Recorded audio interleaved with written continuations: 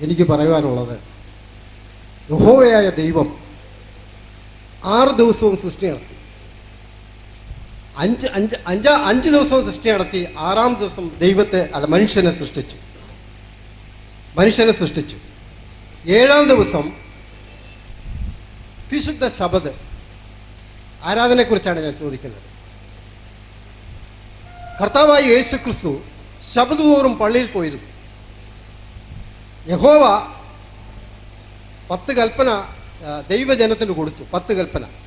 അതിൽ 4-ാമത്തെ കൽപ്പന വിശുദ്ധമാണ്, വിശുദ്ധ ശബത്ത്. അത് കർത്താവായ യേശു ക്രിസ്തു ശബത്ത് തോറും പള്ളിയിൽ പോയിരുന്നു. എന്തുകൊണ്ട് യഹോവയായ ദൈവത്തിൻ്റെ കൽപ്പനകൾ നാം പ്രമാണിക്കുന്നില്ല? അതിൻ്റെ ആരാധനയെ നമ്മൾ മാനിക്കുന്നില്ല, ആ ദിവസത്തെ നമ്മൾ മാനിക്കുന്നില്ല. ആകാശവും ഭൂമിയും ഒഴിഞ്ഞു പോയാലും ഈ വചനത്തിൽ നിന്ന് ഒരു വള്ളി പുള്ളിയെങ്കിലും ഒരു നാളും ഒഴിഞ്ഞു പോകില്ല എന്ന് സത്യവേദപുസ്തകം പറയുമ്പോൾ മനുഷ്യരത് അംഗീകരിക്കുന്നില്ല, അത് അനുഷ്ഠാനങ്ങൾ ചെയ്യുന്നില്ല. അത് എന്തുകൊണ്ടാണ്? അപ്രകാരം ദൈവം തന്നിരിക്കുന്ന ഒരു ആരാധനയെ മനുഷ്യരത് മാറ്റിമറിച്ചുകൊണ്ട് അവർക്കിഷ്ടമുള്ള ദിവസത്തെ തിരഞ്ഞെടുത്തുകൊണ്ട് ആരാധിക്കുന്നത്. അത് ദയവ് ചെയ്ത് ഇന്ന് അതിന് മറുപടി പറയേണ്ടതാണ്. സഹോദരൻ ടൈറ്റസ് സെവന്തിൻ്റെ അഡ്വൻറ്റിസ്റ്റ് ആണെന്ന് തോന്നുന്നു അല്ലേ? തീർച്ചയായും അദ്ദേഹത്തിൻ്റെ സ്വാഭാവികമായൊരു ചോദ്യമാണിത്. ശാബത്ത് ശനിയാഴ്ച ദിവസം ആചരിക്കാൻ വേണ്ടി 10 കൽപ്പനകളിലെ 4-ാമത്തെ കൽപ്പനയാണ്. ആ കൽപ്പന എന്തുകൊണ്ടാണ് ഇപ്പോൾ ക്രൈസ്തവ സമൂഹം അംഗീകരിക്കാത്തത്? യേശു കൃത്യമായി നിയമം അവസാന നാൾ വരെ നിലനിൽക്കുമെന്ന് പഠിപ്പിച്ചിട്ടുണ്ട്. അങ്ങനെയാകുമ്പോൾ യഹോവയുടെ ഈ കൽപ്പന, ശനിയാഴ്ച ദിവസം ശാബത്തായി ആചരിക്കണമെന്ന കൽപ്പന, എങ്ങനെയാണ് കൽപ്പന അനുസരിക്കാതിരിക്കുക എന്നാണ് സഹോദരൻ ടൈറ്റസിൻ്റെ ചോദ്യം. ഇവിടെ ക്രൈസ്തവ സഭകൾ തമ്മിലുള്ള ഒരഭിപ്രായ വ്യത്യാസമാണിത്. സഭകൾ തമ്മിൽ എന്ന് പറയുമ്പോൾ കത്തോലിക്ക സഭ ഞായറാഴ്ചയെ ശാബത്തായി തീരുമാനിച്ചിരിക്കുന്നു. ഞായറാഴ്ച ശാബത്തായി സ്വീകരിക്കാനുള്ള കാരണം, റോമ ചക്രവർത്തിയുടെ കീഴിൽ ക്രൈസ്തവ സഭ വന്ന സന്ദർഭത്തിൽ റോമ ചക്രവർത്തിയുടെ മതം, കോൺസ്റ്റന്റൈൻ ചക്രവർത്തിയുടെ മതം, അന്നത്തെ സൂര്യാരാധനയിൽ അധിഷ്ഠിതമായ മതം, ആ മതം മിത്രമതം എന്നറിയപ്പെട്ടിരുന്ന മതം, അതിൻ്റെ ആചാരങ്ങൾ ക്രൈസ്തവ ആദർശങ്ങളുമായി കൂട്ടിവിളക്കിക്കൊണ്ട് ഉണ്ടാക്കിയ ചില ആദർശങ്ങളിൽപ്പെട്ടതാണ് സൂര്യൻ്റെ ദിവസമായ സൺഡേ. സൂര്യൻ്റെ ദിവസം ഞായറാഴ്ച സൺഡേ അറിയാമല്ലോ, അത് ശാബത്തായി ആചരിക്കാൻ തീരുമാനിക്കുകയും സാറ്റർഡേ അതുവരെ ആചരിക്കപ്പെട്ടിരുന്ന ഇന്നും ജൂതന്മാർ ആചരിച്ചു കൊണ്ടിരിക്കുന്ന ശാബത്ത് ദിവസം മാറ്റാൻ തീരുമാനിക്കുകയും ചെയ്തത്. ഇത് മിത്രദേവന്റെ ജന്മദിനവുമായി ബന്ധപ്പെട്ടുകൊണ്ട് ഡിസംബർ 25 അതേപോലെ തന്നെ യേശുവിൻ്റെ ജന്മദിനമായി ആചരിക്കാൻ തീരുമാനിച്ചതും ഇതിൻ്റെ തന്നെ ഈ കോൺസ്റ്റന്റൈൻ ചക്രവർത്തിയുടെ പ്രവർത്തനങ്ങളുടെ പിന്നീടുള്ള ഫലങ്ങളിൽപ്പെട്ടതായിരുന്നു എന്നുകൂടി മനസ്സിലാക്കുക. ഇവിടെ ടൈറ്റസ് വളരെ ആവേശത്തോടു കൂടി എങ്ങനെയാണ് യേശു അവസാന നാൾ വരെ നിലനിൽക്കുമെന്ന് പറഞ്ഞ, അതേപോലെ തന്നെ ഒരിക്കലും മാറ്റാൻ പാടില്ല എന്ന് പറഞ്ഞ നിയമങ്ങളിൽ 4-ാമത്തെ നിയമം ശാബത്ത് കൊണ്ടാടുന്നതിനെ എങ്ങനെയാണ് മാറ്റുക എന്നാണ് ടൈറ്റസിൻ്റെ ആവേശകരമായ ചോദ്യവും വിമർശനവും. തീർച്ചയായും അത് പ്രസക്തമാണ്. പക്ഷേ ടൈറ്റസിനെ പോലെയുള്ള സുഹൃത്തുക്കൾ മനസ്സിലാക്കേണ്ട ഒരു കാര്യം, 4-ാമത്തെ ഉപദേശം അല്ല 1-ാമത്തെ ഉപദേശം വരെ മാറ്റം തിരുത്തപ്പെട്ടിട്ടുണ്ട് എന്നുള്ള വസ്തുതയാണ്. 1-ാമത്തെ ഉപദേശം അഥവാ 10 കൽപ്പനകളിൽ 1-ാമത്തെ കൽപ്പന, ഞാനാകുന്നു നിങ്ങളുടെ ദൈവം, ഞാനല്ലാതെ മറ്റ് ദേവന്മാർ നിങ്ങൾക്കുണ്ടാകരുത്. മുകളിൽ ആകാശത്തിലോ കീഴഭൂമിയിലോ ഭൂമിക്കടിയിൽ വെള്ളത്തിലോ ഉള്ള യാതൊന്നിൻ്റെയും പ്രതിമ നിങ്ങൾ ഉണ്ടാക്കരുത്. നിങ്ങൾ അവക്ക് മുന്നിൽ സാഷ്ടാംഗം നമിക്കുകയോ ആരാധിക്കുകയോ ചെയ്യരുത് എന്നുള്ളതാണ്. ഇതാണ് 1-ാമത്തെ കൽപ്പന. ഞാനതാരാണ്? യഹോവയാണ്. ഞാനല്ലാതെ മറ്റ് ദേവന്മാർ, മറ്റ് ദൈവങ്ങൾ നിങ്ങൾക്കുണ്ടാകരുത് എന്ന് പഠിപ്പിച്ച യഹോവയുടെ 1-ാമത്തെ കൽപ്പനയും, 2-ാമതായി ഞാൻ ഭൂമിയിലോ അതല്ല താഴെയോ എവിടെയുമുള്ള, ആകാശത്തിലോ ഭൂമിയിലോ സമുദ്രത്തിലോ എവിടെയുമുള്ള യാതൊന്നിൻ്റെയും വിഗ്രഹങ്ങൾ നിർമ്മിക്കാൻ പാടില്ല എന്ന രണ്ടാമത്തെ കൽപ്പനയും പൂർണ്ണമായും കാറ്റിൽ പറത്തിക്കൊണ്ടാണ് ലോകത്തെ സഭകളെല്ലാം നിലനിൽക്കുന്നത് എന്നുള്ളതാണ് യാഥാർത്ഥ്യം. ഒന്നാമത്തെ കൽപ്പന പ്രകാരം സൃഷ്ടാവ് മാത്രമേ ആരാധ്യനായിട്ടുണ്ടാകാൻ പാടൂ. യേശുക്രിസ്തുവിനോട് ഫരിസേയരിൽപ്പെട്ട വലിയൊരു വേദജ്ഞാനി വന്നുകൊണ്ട് ചോദിച്ചു, എന്താണ് യേശുവെ ഏറ്റവും പ്രധാനപ്പെട്ട കൽപ്പന? എന്തൊക്കെ കൽപ്പനകളുണ്ട് പറയാൻ? ആ സമയത്ത് ക്രിസ്തു പറയുന്ന കൽപ്പന മർക്കോസിന്റെ സുവിശേഷം 12-ാം അധ്യായത്തിലെ 29-30 വചനങ്ങളിലുണ്ട്. എന്താ കൽപ്പന? ഇസ്രായേലെ കേൾക്ക, നമ്മുടെ ദൈവമായ കർത്താവ് ഏക കർത്താവ്. നമ്മുടെ ദൈവമായ കർത്താവിനെ പൂർണ്ണ ഹൃദയത്തോടെയും പൂർണ്ണ മനസ്സോടെയും പൂർണ്ണാത്മാവോടെയും പൂർണ്ണ ശക്തിയോടുകൂടെയും സ്നേഹിക്കുക. ഇതാണ് ഒന്നാമത്തെ കൽപ്പന. യേശു പഠിപ്പിച്ച ഒന്നാമത്തെ കൽപ്പന. യേശു പഠിപ്പിച്ചത് എന്താ? നമ്മുടെ ദൈവമായ കർത്താവ് ഏക കർത്താവ്. നാം ആരാട്? ക്രിസ്തു അടക്കമുള്ള മുഴുവൻ ആളുകളുടെയും ദൈവമായ കർത്താവ് ഏക കർത്താവ്. അത് പഠിപ്പിച്ച, ക്രിസ്തുവിനെ അടക്കം ദൈവമാക്കി ഏകത്വം പഠിപ്പിച്ച ഒന്നാമത്തെ കൽപ്പനയുടെ ഏകത്വം, എല്ലാ അർത്ഥത്തിലും വിശുദ്ധമായ ഏകത്വം, അത് പഠിപ്പിച്ച ആവർത്തന പുസ്തകത്തിലും പുറപ്പാട് പുസ്തകത്തിലും പറഞ്ഞിട്ടുള്ള 10 കൽപ്പനകളിൽ ഒന്നാമത്തെ കൽപ്പനയെ മാറ്റിമറിച്ച് അത് ത്രിത്വമാക്കി, പിതാവും പുത്രനും പരിശുദ്ധാത്മാവും അടങ്ങുന്ന ഏക ദൈവം എന്നുള്ള തത്വമാക്കി. ഇതെല്ലാം തന്നെ യഥാർത്ഥത്തിൽ മാറ്റിമറിക്കലുകളാണ്. കേവലം ശനിയാഴ്ച ഞായറാഴ്ചയാക്കിയത് മാത്രമല്ല മാറ്റിമറിക്കൽ എന്ന് നമ്മൾ മനസ്സിലാക്കുക. ഇവിടെ ഈ മാറ്റിമറിക്കൽ വളരെ അപകടകരമാണ് താനും. തീർച്ചയായും ഒരു ദിവസം അങ്ങോട്ടോ ഇങ്ങോട്ടോ മാറുക എന്നത് ദൈവികമായ കൽപ്പനക്ക് വിധേയമായിട്ടാണെങ്കിൽ അത് മറ്റൊരു വിഷയപാട്. തീർച്ചയായും കൽപ്പനക്ക് വിധേയമായിട്ടാണെങ്കിൽ അത് മാറ്റാവുന്നതുപാട്. പക്ഷേ ഇവിടെ അടിസ്ഥാനപരമായി പ്രവാചകന്മാർ മുഴുവനും ദൈവദൂതന്മാർ മുഴുവനും ഒരേ സ്വരത്തോടുകൂടി മനുഷ്യരെ പഠിപ്പിച്ച അടിസ്ഥാന തത്വം ഈ 10 കൽപ്പനകളിലെ 1, 2, 3 കൽപ്പനകൾ, പ്രധാനപ്പെട്ട കൽപ്പനകൾ, സട്ടാവല്ലാതെ മറ്റാരാധ്യന്മാരുണ്ടാകരുത് എന്ന കൽപ്പന. ക്രിസ്തുവിന്റെ അടുത്ത് പിശാച് വന്നു. നമുക്കറിയാം മത്തായിയുടെ സുവിശേഷത്തിലെ 4-ാമത്തെ അധ്യായത്തില് പിശാച് യേശുക്രിസ്തുവിനെ പ്രലോഭിപ്പിക്കാൻ വേണ്ടി മലയ്ക്ക് മുകളിലേക്ക് കൊണ്ടുപോയ കഥ പറയുന്നുണ്ട്. മലയുടെ മുകളിലേക്ക് കൊണ്ടുപോയി ഒരുപാട് ദൃശ്യങ്ങൾ കാണിച്ചു കൊടുത്ത്, ഒരുപാട് കാര്യങ്ങൾ കാണിച്ചു കൊടുത്ത്, ഈ അവസാനം പലതിലും യേശുക്രിസ്തുവിനെ പ്രലോഭിപ്പിക്കുവാൻ വേണ്ടിയുള്ള പരിശ്രമങ്ങൾ മുഴുവനും പരാജയപ്പെട്ടപ്പോ അവസാനം പിശാച് ചെയ്യുന്നൊരു കാര്യമുണ്ട്, സാത്താൻ ചെയ്യുന്ന കാര്യമുണ്ട്. മലക്ക് മുകളിൽ നിന്ന് ഭൂമിയിലെ സകലവിധ സമ്പാദ്യങ്ങളും സകല രാജാക്കന്മാരുടെയും സകല നിധികളും ആ യേശുക്രിസ്തുവിന്റെ മുന്നിൽ തുറന്നു വെക്കുകയാണ്. യേശുവിൻ്റെ മുന്നിൽ പിശാച് തുറന്നു വെക്കുന്നത് എന്താ? ഭൂമിയിലെ സകല സമ്പാദ്യങ്ങളും സകല നിധികളും തുറന്നു വെച്ചതിന് ശേഷം സാത്താൻ യേശുവിനോട് വലിയൊരു പ്രലോഭനം, എന്നെ ഒന്ന് നമസ്കരിച്ചാൽ ഇത് മുഴുവനും നിന്റേതാണ്. മുഴുവൻ സമ്പാദ്യവും നിന്റേതാണ്. ഏത് മനുഷ്യനും പ്രലോഭിതമാകുന്ന ഒരൊറ്റ ആവശ്യം മാത്രമേയുള്ളൂ, ഒന്ന് നമസ്കരിക്കണം പിശാചിനെ. ഉടനെ തന്നെ ക്രിസ്തു യേശു ലോകത്തെ സത്യത്തിലൂടെ നയിക്കുവാൻ വേണ്ടി നിയോഗിക്കപ്പെട്ട ക്രിസ്തു യേശു ഇസ്രായേലിനെ വെളിച്ചത്തിലൂടെ നയിക്കുന്നതിന് വേണ്ടി നിയോഗിക്കപ്പെട്ട ക്രിസ്തു യേശു അദ്ദേഹം പറഞ്ഞതെന്താ? സാത്താനെ പോ, നീ നിന്റെ ദൈവമായ കർത്താവിനെ മാത്രം നമസ്കരിച്ച് അവനെ മാത്രം ആരാധിക്കണമെന്നാണല്ലോ എഴുതപ്പെട്ടിട്ടുള്ളത്. എന്താണ്? മത്തായിയുടെ സുവിശേഷത്തിലെ 4-ാമത്തെ അധ്യായത്തിലെ 10-ാമത്തെ വചനം ഇത് പറയുന്നതോടുകൂടി പിശാച്, സാത്താൻ എല്ലാ അർത്ഥത്തിലും യേശുവിൽ നിരാശനായി അദ്ദേഹത്തെ വെറുതെ വിടുന്ന കാഴ്ചയാണ് നമ്മൾ കാണുന്നത്. ഇവിടെ ഞാൻ സൂചിപ്പിക്കുന്നത് യേശു അവിടെ പഠിപ്പിക്കുന്ന ഏറ്റവും പ്രധാനപ്പെട്ട തത്വം എന്താ? പിശാചിനോട് പോലും പറഞ്ഞു കൊടുക്കുന്ന തത്വം, നീ നിന്റെ ദൈവമായ കർത്താവിനെ നമസ്കരിച്ച് അവനെ മാത്രം ആരാധിക്കണം. യേശു പറഞ്ഞില്ല എന്നെ ആരാധിക്കണമെന്ന്, എന്നോട് പ്രാർത്ഥിക്കണമെന്ന്, മറിച്ച് സട്ടാവിനെ മാത്രം ആരാധിക്കണമെന്ന തത്വം. അതാണ് ക്രിസ്തു പഠിപ്പിച്ച തത്വം. ആ തത്വമാണ് നമ്മൾ അടിസ്ഥാനപരമായി ഉൾക്കൊള്ളേണ്ടത്. അത് അക്കാര്യത്തിൽ ക്രിസ്തു ഈ ഏകത്വം, നിന്റെ ദൈവമായ കർത്താവ് ഏകൻ എന്ന് പറഞ്ഞപ്പോ ആ ഏകത്വം ഉണ്ടല്ലോ, പ്രവാചകന്മാർ മുഴുവനും പഠിപ്പിച്ച ഏകത്വമാണ്. ആ പ്രവാചകന്മാർ മുഴുവനും പഠിപ്പിച്ച ഏകത്വം നമുക്ക് ആവർത്തന പുസ്തകത്തിലെ 6-ാം അധ്യായത്തിലെ 4-ാമത്തെ വചനത്തിൽ വായിക്കാൻ കഴിയും. ഷമ്മാ ഇസ്രായേല അഡോണായി എലോഹിം അഡോണായി യഹദ്. എന്താ? ജൂത പണ്ഡിതന്മാരോട് നിങ്ങൾ ചോദിച്ചു നോക്കുക, യഹൂദ പണ്ഡിതന്മാരോട് ചോദിച്ചു നോക്കുക, പ്രവാചകന്മാർ മുഴുവനും പഠിപ്പിച്ച അടിസ്ഥാന തത്വം എന്താണ് എന്ന്. അവർ മറുപടി പറയും. ആവർത്തന പുസ്തകം എടുക്കുക, അതിലെ 6-ാമത്തെ അധ്യായം എടുക്കുക, അതിലെ 4-ാമത്തെ വചനം വായിക്കുക എന്ന്. ആ വചനം അത് ഹീബ്രുവിൽ തന്നെ എല്ലാ യഹൂദന്മാർക്കും അറിയാവുന്ന വചനപാട്. അഥവാ ഷമ്മ ഇസ്രായേല അഡോണ എലോഹിം അഡോണ യഹദ്. ഇസ്രായേലെ കേൾക്ക, നമ്മുടെ ദൈവമായ കർത്താവിനെ കർത്താവ്, ഏക കർത്താവ്, നമ്മുടെ ദൈവമായ കർത്താവ്, ഏക കർത്താവ്. നമ്മുടെ ദൈവമായ കർത്താവിനെ നീ പൂർണ്ണ ഹൃദയത്തോടെയും പൂർണ്ണ മനസ്സോടെയും പൂർണ്ണാത്മാവോടുകൂടിയും സ്നേഹിക്കുക എന്ന വചനം.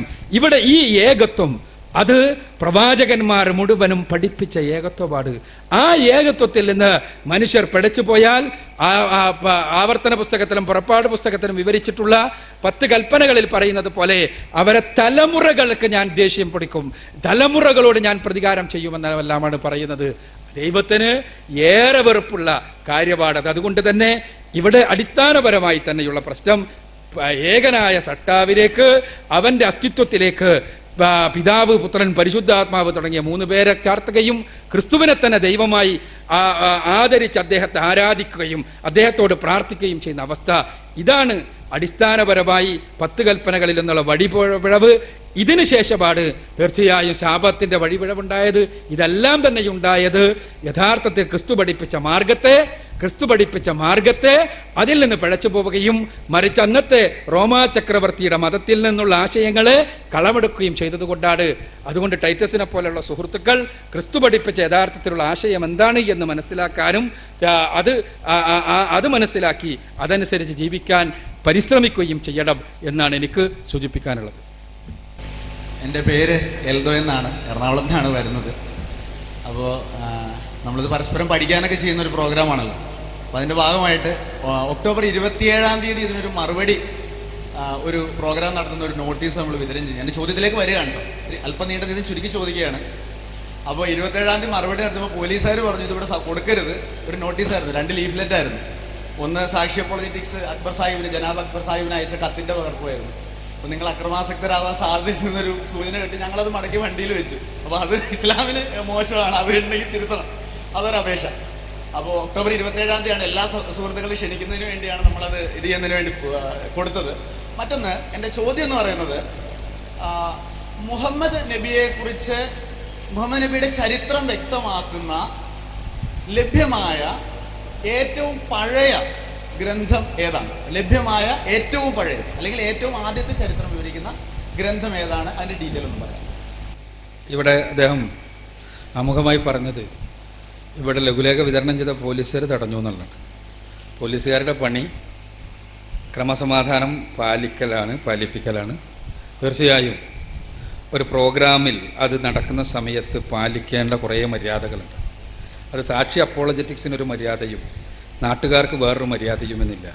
ആ മര്യാദകൾ പാലിക്കാതിരുന്നാൽ സ്വാഭാവികമായും പല ടൈപ്പ് ആളുകളുണ്ടാവും. ആ ടൈപ്പ് ആളുകൾ വികാരപരമായി പ്രതികരിക്കും, പ്രശ്നങ്ങളുണ്ടാകും. ആ പ്രശ്നങ്ങളാണ് നാട്ടിൽ കുഴപ്പങ്ങൾ ഉണ്ടാവുന്നത്. അപ്പം അതുകൊണ്ട് മാന്യമായ രീതിയിലാണ് നമ്മൾ ഇത്തരം കാര്യങ്ങൾ കൈകാര്യം ചെയ്തത്. പോലീസിനോട് നിങ്ങൾ ആദ്യം തന്നെ ഇത്തരമൊരു പ്രോഗ്രാമിൽ അങ്ങനെ ലഘുലേഖ വിതരണം ചെയ്യണമെങ്കിൽ അത് ആദ്യം സമ്മതം വാങ്ങിയാൽ മതി. അതിന് പോലീസിൻ്റെ ഡിപ്പാർട്ട്മെൻറ്റിലായിട്ടുള്ള അതിൻ്റേതായ രീതികളുണ്ടാവും.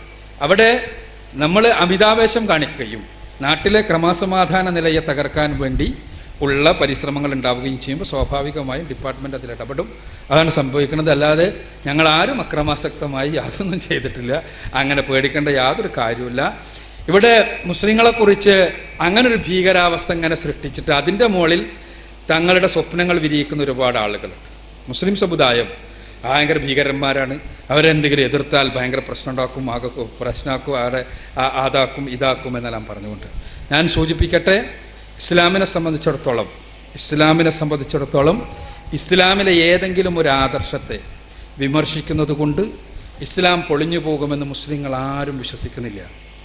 വിമർശനങ്ങൾക്ക് അതീതമാണ് ഇസ്ലാം എന്നും വിശ്വസിക്കണില്ല. റസൂലുള്ളാഹി സ്വല്ലല്ലാഹു അലൈഹി വസല്ലമയുടെ കാലം മുതൽ ഇന്ന് വരെ അതിശക്തമായി നിശ്ചിതമായി ഇസ്ലാം വിമർശിക്കപ്പെട്ടിട്ടുണ്ട്. പക്ഷേ നിങ്ങൾ നോക്കുക, ഇസ്ലാമിൻ്റെ വക്താക്കൾക്കല്ലാതെ ആർക്കാണ് ഇതേപോലെയുള്ള വേദികൾ ഉണ്ടാക്കി ഇസ്ലാമിനെ നിങ്ങൾ വിമർശിക്കൂ, ഞങ്ങൾ മറുപടി പറയാമെന്ന് പറയാൻ കഴിയുക? ഞങ്ങൾ കേരളത്തിലുടനീളം, അത് കേവലം ഒരു വ്യക്തി 2 വ്യക്തി എന്നുള്ളതല്ല, കേരളത്തിലുടനീളം ലോകത്തുടനീളം ഇതേപോലെയുള്ള പ്രോഗ്രാമുകൾ സംഘടിപ്പിച്ച് പറയുന്നത് എന്താ? നിങ്ങൾ ഇസ്ലാമിനെതിരെ വിമർശനമുണ്ടോ? നിങ്ങൾ എവിടെയെങ്കിലും വെച്ചല്ല പറയേണ്ടത്. പറഞ്ഞോളൂ, വിമർശിച്ചോളൂ, മറുപടി കൂടി കേട്ടോളൂ, എന്നിട്ട് നിങ്ങൾ തീരുമാനിച്ചോളൂ ഇസ്ലാം പറയുന്നതോ സത്യം, അതല്ല നിങ്ങൾ ആരോപിക്കുന്ന ആരോപണങ്ങളോ സത്യമെന്ന്. ഇതാണ് ഞങ്ങൾക്ക് പറയാനുള്ളത് എല്ലാവരോടും. ഞങ്ങളുടെ ഒരു മാഗസിനുണ്ട്, സ്നേഹസംവാദം മാസിക. കേരളത്തിലെ മതചരിത്രത്തിൽ, മതപ്രബോധന ചരിത്രത്തിൽ വേറിട്ട് നിൽക്കുന്ന മാസിക എന്ന് എനിക്ക് ധൈര്യപൂർവ്വം പറയാൻ കഴിയും. ഞാൻ സാക്ഷിയുടെ ആളുകളോടടക്കം പറഞ്ഞതാണ്. നിങ്ങൾക്ക് ഇസ്ലാമുമായി വിമർശിക്കാനുള്ള കാര്യമുണ്ടോ? എഴുതിക്കോ, സ്നേഹസംവാദത്തിൽ എഴുത്, ഞങ്ങളത് പ്രസിദ്ധീകരിക്കാം. മറുപടി അടക്കം പ്രസിദ്ധീകരിക്കും. ആ മറുപടി അടക്കം നിങ്ങൾ വായിക്കണം, മറുപടി അടക്കം മനസ്സിലാക്കണം. എന്നിട്ട് നിങ്ങൾ പറ, ഇസ്ലാമിന്റെ പക്ഷത്താണോ മാനവികത, അല്ലെങ്കിൽ നിങ്ങൾ പറയുന്നിടത്താണോ എന്ന്. ഇവിടെയും ഇതാണ് പ്രശ്നം. റസൂലുള്ളാഹി സ്വല്ലല്ലാഹു അലൈഹി വസല്ലമയെ കുറിച്ച് എഴുതപ്പെട്ട ഏറ്റവും ആദ്യത്തെ ചരിത്ര ഗ്രന്ഥം ഏതാണ്? ഇതാണ് ചോദ്യം. വളരെ പ്രസക്തമാണ് ചോദ്യം. നമുക്ക് സാക്ഷിക്കും എൻ്റെ സുഹൃത്തിനുമെല്ലാം ചരിത്ര ഗ്രന്ഥങ്ങളെക്കുറിച്ചുള്ള ഒരടിസ്ഥാന ധാരണ നമ്മുടെ യൂണിവേഴ്സിറ്റികളിലോ കലാലയങ്ങളിലോ ലഭിക്കുന്ന ചരിത്ര പുസ്തകങ്ങൾ, ആ പുസ്തകങ്ങൾ അതിൻ്റെ രീതിയിലാണ് പ്രവാചകൻ സല്ലല്ലാഹു അലൈഹി വസല്ലമയുടെ ജീവചരിത്രം രചിക്കപ്പെട്ടത് എന്ന ധാരണയാണ്. ആ ധാരണ മാറണം. റസൂലുള്ളാഹി സ്വല്ലല്ലാഹു അലൈഹി വസല്ലമയുടെ ചരിത്രം ലോകത്ത് ഒരു കളങ്കവുമില്ലാതെ വേർതിരിച്ചെടുക്കാൻ കഴിയുന്ന രൂപത്തിൽ രചിക്കപ്പെട്ട ഒരേ ഒരു ചരിത്രമാണ് റസൂലുള്ളാഹി സ്വല്ലല്ലാഹു അലൈഹി വസല്ലമയുടെ ചരിത്രം. ഒരു കളങ്കവുമില്ലാതെ വേർതിരിച്ചെടുക്കാൻ കഴിയുന്ന രൂപത്തിൽ രചന നിർവഹിക്കപ്പെട്ട ഒരേ ഒരു ചരിത്രമാണ്. അത് എങ്ങനെയാണ് മനസ്സിലാക്കണം?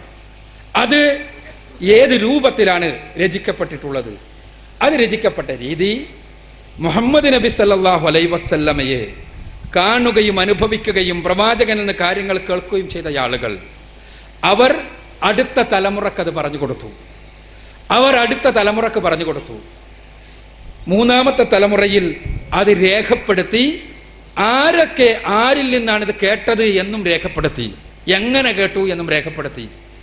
ആ രേഖകൾ പരിശോധിച്ചാൽ, അത് മാത്രം പെടുന്ന് സംസാരിക്കുകയാണെങ്കിൽ ആ രേഖീകരണത്തിന്റെ ചരിത്രവും അതിന്റെ ശുദ്ധതയും മാത്രം പരിശോധിക്കുകയാണെങ്കിൽ മണിക്കൂറുകൾ വേണം.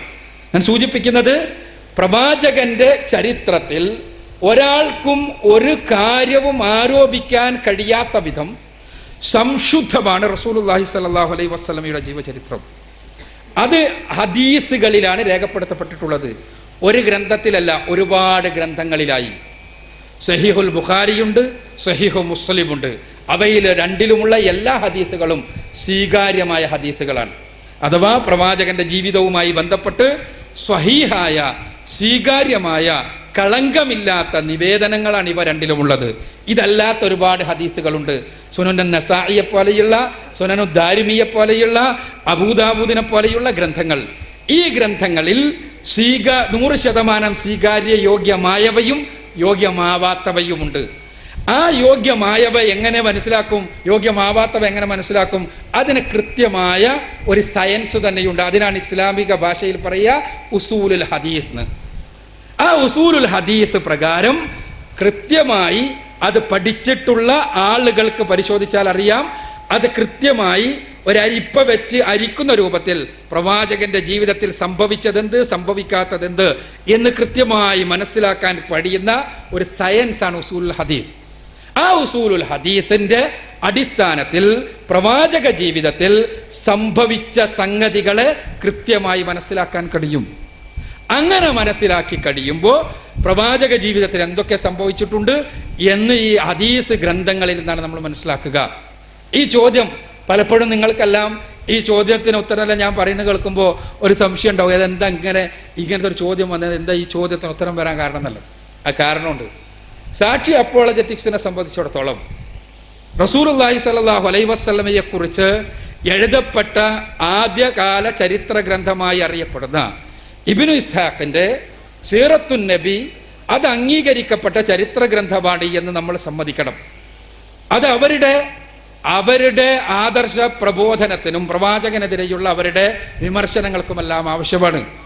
യഥാർത്ഥത്തിൽ ഇബ്നു ഇസ്ഹാഖിന്റെ തന്നെ ചരിത്ര ഗ്രന്ഥം അത് അതേപോലെ ഇന്ന് ഉപലബ്ധമേ അല്ല. ഇബ്നു ഇസ്ഹാഖിന്റെ ചരിത്ര ഗ്രന്ഥം പോലും സീറത്തുൻ നബി പോലും ഇന്ന് അതേപോലെ ഉപലബ്ധമല്ല. അതിനുശേഷമുള്ള അത് നഷ്ടപ്പെട്ടതിന് ശേഷം പുനർക്രോഡീകരിച്ചതാണ് ഇത് ഉപലബ്ധമായിട്ടുള്ളത്. ഞങ്ങളെ മുസ്ലിങ്ങളെ സംബന്ധിച്ചിടത്തോളം ഇബ്നു ഇസ്ഹാഖിലുള്ളതാണെങ്കിലും ത്വബരിയിലുള്ളതാണെങ്കിലും ലോകത്ത് ഏത് ചരിത്ര ഗ്രന്ഥത്തിലുള്ളതാണെങ്കിലും ആ സംഭവത്തെ യഥാർത്ഥത്തിൽ പ്രവാചക ജീവിതത്തിൽ സംഭവിച്ചതാണ് എന്ന് ഉറപ്പുവരുത്താൻ മാർഗമുണ്ട്. ക്രൈസ്തവരെ പോലെയല്ല. മത്തായിയും യോഹന്നാനും രണ്ട് കാര്യം പറയുമ്പോൾ എന്താണ് യാഥാർത്ഥ്യമെന്നറിയാൻ രണ്ടാളി മുഖത്തേക്ക് നോക്കി നിൽക്കുക എന്നല്ലാതെ മറ്റൊരു മാർഗവും ക്രൈസ്തവരുടെ കയ്യിലില്ല. മത്തായി പറയുന്നു ഏലി ഏലി ലമ്മാ ശബക്താനി എന്ന് കരഞ്ഞുകൊണ്ടാണ് യേശുക്രിസ്തു ജീവൻ വെടിഞ്ഞത് എന്ന്. യോഹന്നാൻ പറയുന്നു എല്ലാം നിവൃത്തിയായി എന്ന് പറഞ്ഞ് സമാധാനത്തോടു കൂടി തലചായ്ച്ചു കൊടുക്കുകയാണ് ചെയ്തത് എന്ന്. എന്താണ് സംഭവിച്ചത് എന്നറിയാൻ മത്തായി പറഞ്ഞത് മത്തായും പറഞ്ഞു, യോഹന്നാൻ പറഞ്ഞത് യോഹന്നാനും പറഞ്ഞു എന്ന് പറയല്ലാതെ, അതല്ലെങ്കിൽ രണ്ടും സംഭവിച്ചിട്ടുണ്ടാകും, ആദ്യം ഒന്ന് പൊട്ടിക്കരഞ്ഞതിന് ശേഷം പിന്നെ ഒന്ന് തലചായ്ച്ചതായിരിക്കും എന്ന് വ്യാഖ്യാനിക്കല്ലാതെ വേറൊരു നിർവാഹവുമില്ല. എന്നാൽ ഇസ്ലാമികമായി റസൂലുള്ളാഹിനെ പറ്റിയും ഇതേപോലെ പല സംഭവങ്ങളിലും വിരുദ്ധമായ പല പരാമർശങ്ങളുമുണ്ട്. ഒരു സംശയവും വേണ്ട. പല പ്രവാചക ജീവിതത്തിലെ സംഭവങ്ങളിലും പരസ്പര വിരുദ്ധമായ ഒരുപാട് പരാമർശങ്ങളുണ്ട്. പക്ഷേ അതിൽ എന്ത് ശരി, എന്ത് പ്രവാചകനിൽ ശരിക്ക് സംഭവിച്ചതാണ്, സംഭവിക്കാത്തതാണ് എന്ന് വേർതിരിച്ച് മനസ്സിലാക്കുവാനാണ് ഉസൂലുൽ ഹദീസിന്റെ കൃത്യമായ മാർഗരേഖയുള്ളത്. അതുപയോഗിച്ച് ഒരു ഹദീസ് സ്വഹീഹാണോ വൈഫാണോ അഥവാ സ്വീകാര്യമാണോ സ്വീകാര്യമല്ലേ എന്ന് മനസ്സിലാക്കാൻ കഴിയും. അത് മനസ്സിലാക്കി കഴിഞ്ഞ സ്വഹീഹായ ഹദീസുകൾ മാത്രമാണ് മുസ്ലിങ്ങളെ സംബന്ധിച്ചിടത്തോളം പ്രവാചകന്റെ ജീവിതത്തിൽ സംഭവിച്ചത് എന്ന് ഉറപ്പു പറയാൻ പറ്റുന്ന രൂപത്തിൽ നിലവിലുള്ള സ്രോതസ്സുകൾ. സ്വഹീഹായ ഹദീസുകൾ മാത്രം, ദഈഫായ ഹദീസുകൾ പ്രവാചക ജീവിതത്തിൽ സംഭവിച്ചു എന്ന് ഉറപ്പു പറയാൻ പറ്റുന്ന കാര്യങ്ങളെ അല്ല. ഈ ഉസൂലുൽ ഹദീസിലെ നിങ്ങൾക്ക് സാധാരണക്കാർക്ക് അതിൻ്റെ വലിപ്പം മനസ്സിലാകണമെങ്കിൽ അതിനെക്കുറിച്ച് ഏറ്റവും പുതിയ പഠനം നടത്തിയ ജോനാഥൻ AC ബ്രൗൺ എന്ന് പറയുന്ന വാഷിങ്ടൺ യൂണിവേഴ്സിറ്റിയിലെ ഇസ്ലാമിക് സ്റ്റഡീസിനെ കുറിച്ച് പഠിപ്പിക്കുന്ന ഒരു യുവാവായ പ്രൊഫസറുണ്ട്. അദ്ദേഹത്തിൻ്റെ ഹദീസ് എന്ന ഗ്രന്ഥം മാത്രം എടുത്ത് വായിക്കുക. അത് ഒരു മുസ്ലിമിൻ്റെ പക്ഷപാതപരമായ രചനയല്ല, ഓറിയന്റലിസ്റ്റാണ്, പഠനമാണ്. അദ്ദേഹത്തിൻ്റെ ഡോക്ടറേറ്റിൻ്റെ തിസീസാണ്.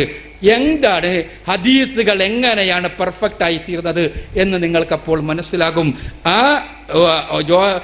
ജോനാഥൻ AC ബ്രൗൺ അദ്ദേഹത്തിൻ്റെ ഒരു പ്രഭാഷണത്തിൽ പറഞ്ഞത് ഹദീസുകളെ കുറിച്ച് പഠിക്കാൻ വേണ്ടി എൻ്റെ ഡോക്ടറേറ്റ് തിസീസായി ഞാൻ എടുത്തപ്പോൾ എൻ്റെ വിചാരം മുഹമ്മദിൻ്റെ ജീവിതത്തെക്കുറിച്ച് ആരൊക്കെയോ പറഞ്ഞുണ്ടാക്കിയ സുവിശേഷങ്ങളിലെ വർത്തമാനത്തെ പോലെയുള്ള കേവലം ചവറുകൾ മാത്രമായിരിക്കും ഹദീസുകൾ എന്താണ്.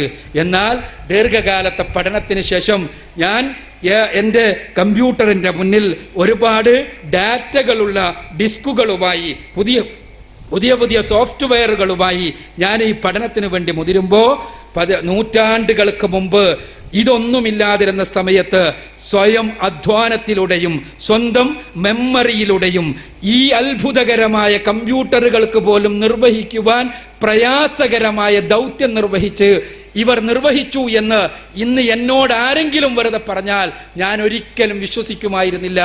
അവർ അത് നിർവഹിച്ചതിൻ്റെ കൃത്യമായ രേഖ എൻ്റെ മുന്നിലുള്ളത് കൊണ്ട് എനിക്ക് വിശ്വസിക്കാതിരിക്കാൻ നിർവാഹമില്ല. അതുകൊണ്ടിതാ ഈ ഭൂമിയിൽ ഞാൻ ഏറ്റവും അധികം ആദരിക്കുന്നത്, ബഹുമാനിക്കുന്നത് ഹദീസ് ക്രോഡീകരിക്കുവാൻ വേണ്ടി പരിശ്രമിച്ച പണ്ഡിതന്മാരെയാണ്. അവരെ പോലെ ഈ ത്യാഗപൂർണമായ ദൗത്യം നിർവഹിച്ച് ഇത്ര പെർഫെക്റ്റായി ഇതിനെ വേർതിരിച്ച മറ്റൊരു വർക്കും ഞാൻ കണ്ടിട്ടില്ല എന്ന് ഹദീസ് എന്ന ഗ്രന്ഥത്തിൽ ഗ്രന്ഥത്തിൻ്റെ രചയിതാവായ ജോനാഥൻ AC ബ്രൗൺ പറഞ്ഞത്. നിങ്ങൾക്ക് ആ ഗ്രന്ഥമൊന്നും വാങ്ങാൻ കിട്ടൂലെങ്കിൽ യൂട്യൂബ് പോവുക, ജോനാഥൻ AC ബ്രൗൺ എന്നടിക്കുക, എന്നിട്ട് അതിൻ്റെ ഒപ്പം തന്നെ ഹദീസ് എന്ന് എഴുതുക. എന്നാൽ അദ്ദേഹത്തിൻ്റെ സ്പീച്ച് ഉണ്ട്, ആ സ്പീച്ച് നിങ്ങൾക്ക് കിട്ടും, അതൊന്ന് കേട്ട് നോക്കിയാൽ മതി. മുസ്ലിം പക്ഷപാതിയല്ല, അദ്ദേഹം ഓറിയന്റലിസ്റ്റാണ്, വാഷിങ്ടൺ യൂണിവേഴ്സിറ്റിയിലെ ഇസ്ലാമിക് സ്റ്റഡീസിൻ്റെ മേധാവിയാണ്, ഓക്സ്ഫോർഡ് എൻസൈക്ലോപീഡിയ ഓഫ് ഇസ്ലാമിക് ലോയുടെ എഡിറ്റർമാരിൽ ഒരാളാണ്. അങ്ങനെ പാശ്ചാത്യ ലോകം അംഗീകരിച്ചിട്ടുള്ള ഇസ്ലാമിക കാര്യ പഠനത്തിൻ്റെ വക്താവാണ് അദ്ദേഹം. ഞാനിത് സൂചിപ്പിക്കുന്നത് വെറുതെ ആരെങ്കിലും എഴുതി വെച്ച ഏതെങ്കിലും ഗ്രന്ഥങ്ങളല്ല, മറിച്ച് പ്രവാചക ജീവിതത്തിൽ എന്തൊക്കെ ശരിക്ക് സംഭവിച്ചതായി ആരോപിക്കപ്പെട്ടത് എന്ത് എന്ന് വേർതിരിച്ച് മനസ്സിലാക്കുവാനുള്ള ഇത്ര അത്ഭുതകരമായ അങ്ങനത്തെ ഞാൻ പറയട്ടെ ഒരു സംവിധാനം ലോകത്തില്ല, മറ്റൊരാരുടെയും ചരിത്രം ഈ രൂപത്തിൽ രേഖപ്പെടുത്തപ്പെട്ടിട്ടില്ല. അതാണ് യഥാർത്ഥത്തിൽ ഇസ്ലാമിനെ സംബന്ധിച്ചിടത്തോളം സ്വീകാര്യമായ ഒരേ ഒരു സ്രോതസ്. പ്രവാചക ജീവിതത്തെക്കുറിച്ച് സ്വീകാര്യമായ ഒന്നാമത്തെ സ്രോതസ് പരിശുദ്ധ ഖുർആനാണ്. രണ്ടാമത്തെ സ്രോതസ് സ്വഹീഹായ ഹദീസുകളാണ്. ചരിത്ര ഗ്രന്ഥങ്ങൾ പുരാതനമാണെങ്കിലും ആധുനികമാണെങ്കിലും എല്ലാം ഖുർആനിൻ്റെയും സ്വഹീഹായ ഹദീസുകളുടെയും വെളിച്ചത്തിൽ അത് സ്വീകാര്യമാണെങ്കിൽ സ്വീകരിക്കും, അല്ലെങ്കിൽ തള്ളിക്കളയും. അതാണ് ഇസ്ലാമിൻ്റെ മുസ്ലിങ്ങളുടെ നിലപാട്. അസ്സലാമു അലൈക്കും. ഞാൻ ഹസീർ എന്നാണ്, കൊല്ലാട് നിന്ന് വരുന്നു. ഖുർആനിൽ അള്ളാഹു ദൈവമാണെന്നും ഖുർആൻ ദൈവീയ ഗ്രന്ഥമാണെന്നും പറയുന്നത് പോലെ ബൈബിളിൽ യേശു ദൈവമാണെന്നും ബൈബിൾ ദൈവീയ ഗ്രന്ഥമാണെന്നും ബൈബിൾ പറയുന്നുണ്ടോ? ഇല്ലെങ്കിൽ ക്രിസ്തീയ സഹോദരങ്ങൾക്ക് എന്താണ് പറ്റിയത്? ഖുർആൻ ദൈവികമാണെന്നും അള്ളാഹു ദൈവമാണെന്നും ഖുർആനിൽ പറയുന്നത് പോലെ ബൈബിൾ ദൈവികമാണെന്നും ക്രിസ്തു ദൈവമാണെന്നും ബൈബിളിൽ പറയുന്നുണ്ടോ? ഇല്ലെങ്കിൽ ക്രിസ്ത്യാനികൾക്ക് എന്താ പറ്റിയത്? ക്രിസ്ത്യാനികളോടാണ് ചോദിക്കേണ്ടത്, എന്നോട് ചോദിക്കുന്നത്.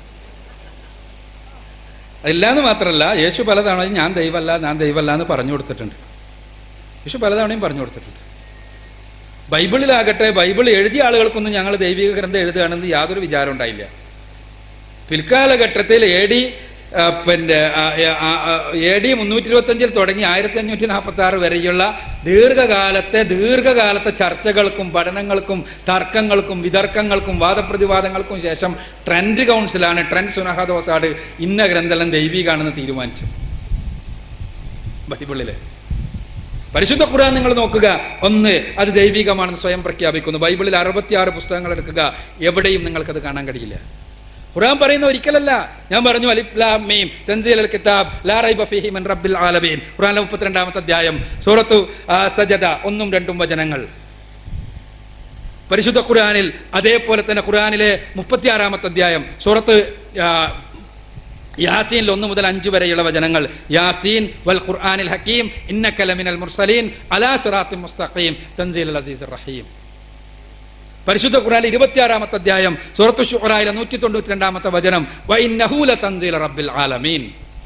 ഖുർആനിലെ 55-ാമത്തെ അധ്യായം സൂറത്തുർ റഹ്മാനിൽ 1-2 വചനങ്ങൾ അർ റഹ്മാൻ അല്ലമൽ ഖുർആൻ. ഇങ്ങനെ നിരവധി തവണ ഖുർആൻ ഇങ്ങനെ പറയാ, ഇത് ദൈവികാട്, ഇത് സർവ്വലോക രക്ഷിതാവിൽ നിന്ന് അവതരിപ്പിക്കപ്പെട്ടതാണ്, ഇത് പരമകാരുണ്യങ്ങളിൽ നിന്ന് അവതരിപ്പിക്കപ്പെട്ടതാണ്. മാത്രമല്ല ആ ഖുർആൻ അതല്ല എന്ന് വാദിക്കാൻ ആർക്കെങ്കിലും വാദിക്കേണ്ടതുണ്ടോ എങ്കിൽ ഖുർആൻ 2 ഓപ്ഷൻസ് കൊടുക്കുന്നു ആളുകൾക്ക്. 2 ഓപ്ഷൻസ് ഖുർആൻ അങ്ങോട്ട് കൊടുക്കുക. എങ്ങനെ?